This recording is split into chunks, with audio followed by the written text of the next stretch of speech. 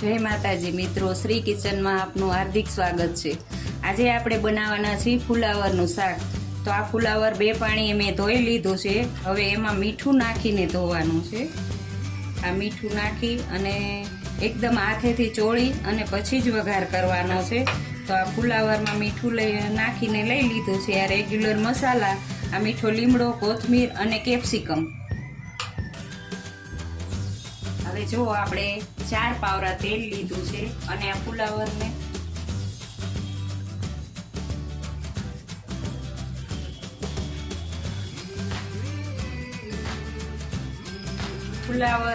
એકદમ ધોઈ લેવાનું।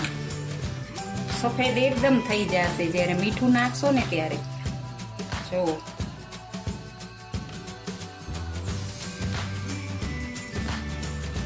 હવે આપણું તેલ ગરમ થઈ ગયું છે।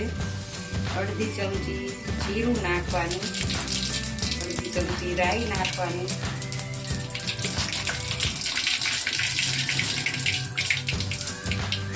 અડધી ચમચી હિંગ નાખવાનું, 3-4 મીઠા લીમડાના પાન છે એ ધોઈ નાખવાના।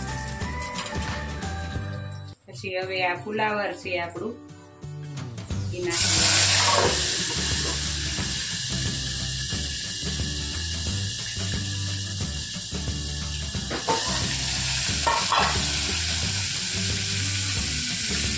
હોતું જવાનું, નાખતું જવાનું એટલે ફુલાવર એકદમ ચોખ્ખું થઈ જશે।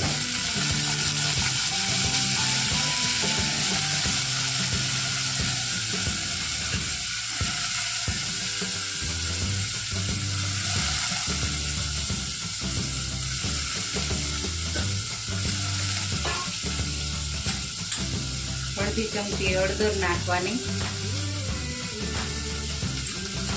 સ્વાદ પ્રમાણે નાખવાનું કારણ કે ફુલાવરમાં મીઠું છે। હવે એને મિક્સ કરી દેવાનું।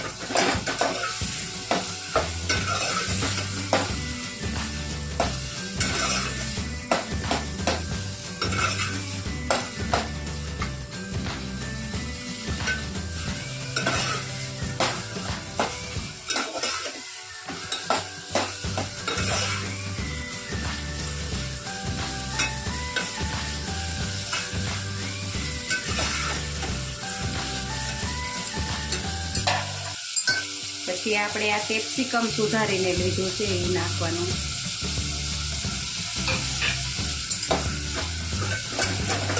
કેપ્સિકમથી ને શાકનો સ્વાદ બહુ જ સરસ આવે છે।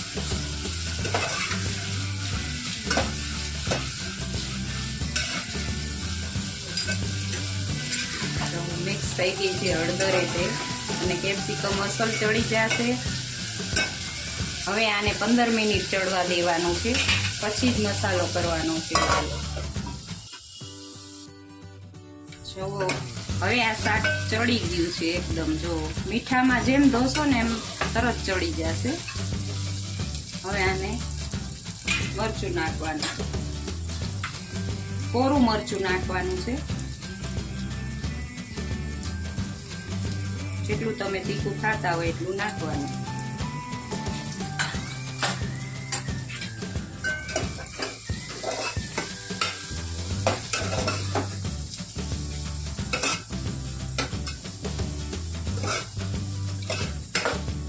ખાલી તેલમાં જ ચોળવાનું છે, તેલમાં ચડી જાય છે અસલ। હવે એમાં કોથમીર નાખશું,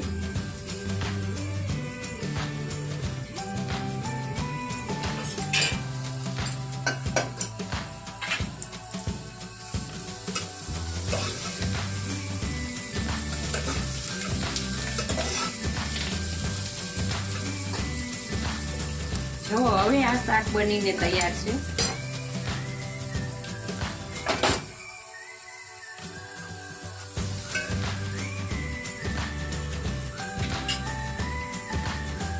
જો તમને આ મારો વિડીયો ગમ્યો હોય તો લાઈક, શેર અને સબસ્ક્રાઇબ કરવાનું ભૂલતા નહીં।